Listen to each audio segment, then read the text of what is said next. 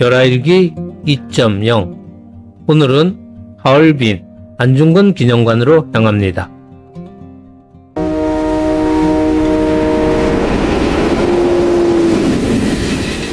1909년 10월 26일 오전 9시 30분 하얼빈역.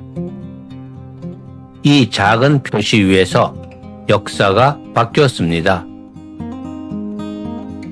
총을 쏜 자의 표정이 아니라 이미 모든 것을 정리한 사람의 얼굴이었습니다. 제국의 얼굴을 새긴 지폐와 그 심장을 쏜 청년의 신념, 두 얼굴은 역사의 양끝에 서게 되었습니다. 하얼빈 안중근 기념관으로 향합니다. 하얼빈역은 이제 석탄 연기 없이 깨끗하게 정돈되어 있습니다. 하지만 뼛속까지 스며드는 북쪽의 냉기만큼은 1909년 그날처럼 여전합니다. 하얼빈 역 안 플랫폼 중앙 바닥에는 작은 세모와 네모 표시가 보입니다. 그곳이 이토 히로부미가 쓰러진 자리이자 한 젊은이의 생이 멈춘 자리입니다.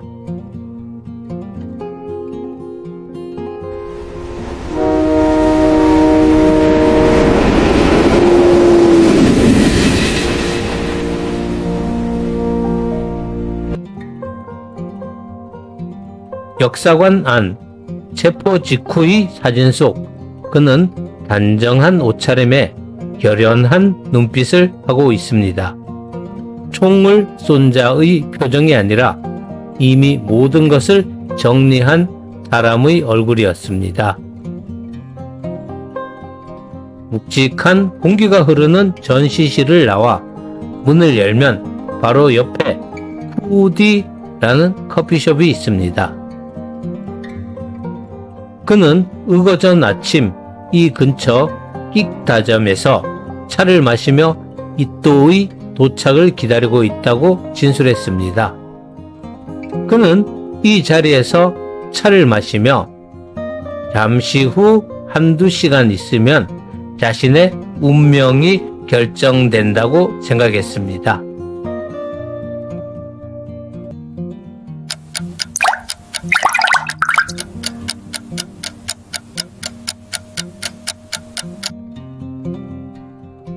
지금 나는 그 자리에 앉아 그가 마셨을 차 대신 뜨거운 커피를 한 모금 마십니다. 창문 쪽으로 내 얼굴이 비춥니다. 그가 방아쇠를 당긴 대상은 한 사람의 정치가가 아니라 일본 제국주의의 얼굴이었습니다. 이토 히로부미, 그의 얼굴은 훗날 일본 천엔 지폐 위에 새겨졌습니다. 일본 제국은 그의 얼굴을 돈의 초상으로 남겼고 안중근의 총성은 그 얼굴에 맞선 인간의 신념이었습니다. 그때 안중근은 30살이었습니다. 아내가 있었고 두 아들과 어린 딸이 있었습니다. 나라가 무너지고 삶이 흔들려도 그는 여전히 아버지였고 남편이었습니다. 그런 그가 왜 죽음을 선택했을까요? 사랑하는 가족을 두고 떠나는 결심은 어떤 감정에서 비롯된 것일까요? 하얼빈역의 차가운 공기 속에서 그 질문은 뼈 깊이 내려앉습니다.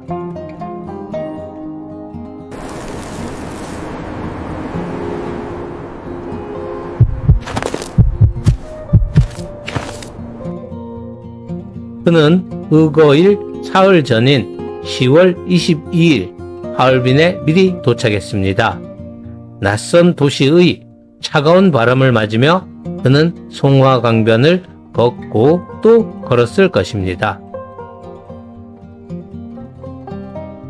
저도 그가 걸었을 송화강을 따라 걸어가 봅니다. 강바람은 100년 전이나 지금이나 살을 낼 듯 매섭습니다.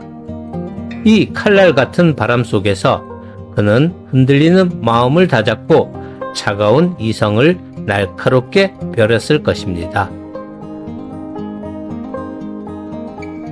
송화강의 칼바람을 맞으며 1909년의 30세 청년 안중근과 2025년의 60세 여행자가 나란히 걷습니다. 그가 의거 전에 생각을 정리하며 산책했다던 자오린 공원도 걸어봅니다. 당시에는 하얼빈 공원이라 불렸던 곳.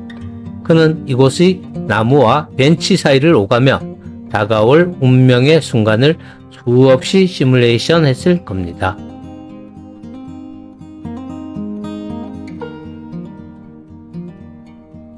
사형을 앞둔 감옥에서 그는 펜을 들어 자신의 이야기 안응칠 역사를 쓴 후 어머니와 부인에게 마지막 편지를 보냅니다.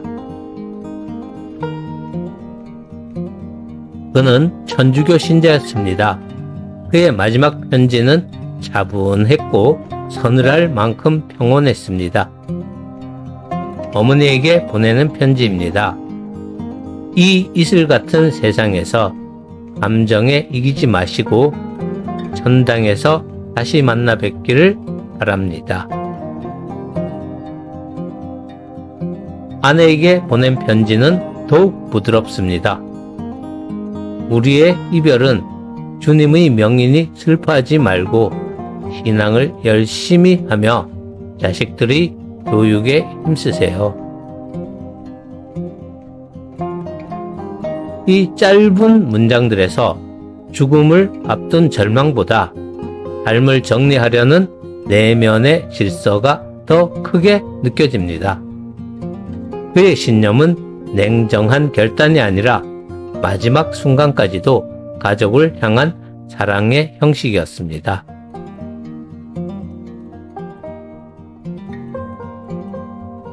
하얼빈 자오린 공원 한쪽에 청초탕이라 새겨진 돌 비석이 있습니다. 이곳은 한때 안중근이 죽으면 내 뼈를 묻어달라고 유언했던 장소입니다. 청초는 해마다 다시 솟아나는 생명이고요.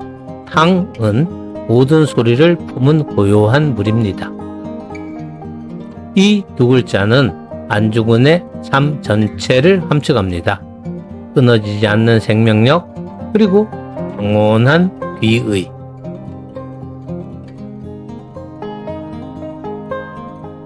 그는 죽은 뒤에 고국으로 돌아갈 것을 믿었습니다. 그러나 일본 제국은 시신을 돌려주지 않았습니다. 안중근 동생들이 유언을 지키기 위해 리순 감옥에 갔으나 두 형제는 시신을 얻지 못하고 일본 제국에 의해 강제로 귀국당했습니다. 그의 시신은 리순 감옥의 이름 모를 땅에 매장되었습니다.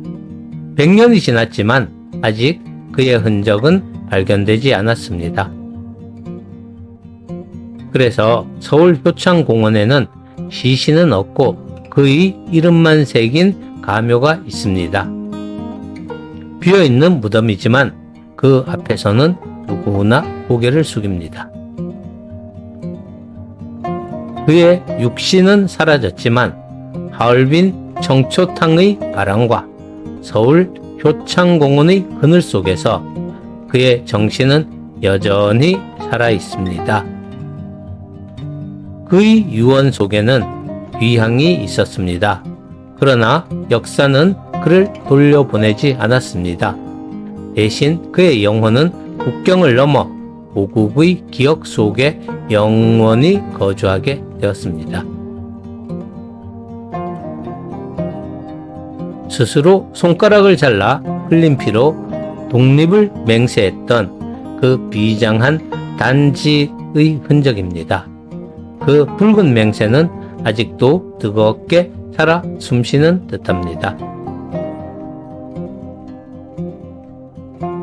안중근이 의거를 앞두고 뜬 눈으로 마지막 밤을 지새웠던 장소입니다. 하지만 이제는 낯선 현대식 건물이 무심하게 들어서 있습니다. 옛집의 형체는 사라졌지만 오히려 그래서 더 선명해지는 것들도 있습니다. 눈에 보이는 흔적이 없게 나는 눈을 감고 그날 밤 그를 짓눌렀을 깊은 고뇌와 떨리는 숨결을 온전히 느껴봅니다. 하얼빈역 차가운 바람 속에 서서 다시 한번 생각합니다. 신념은 큰 소리로 외치는 것이 아니라 차가운 행동으로만 완성되는 것임을 알게 되었습니다. 안중근 기념관 편이었습니다. 열하일기 2.0 다음 회차에서는 중국의 또 다른 도시에서 찾아뵙겠습니다.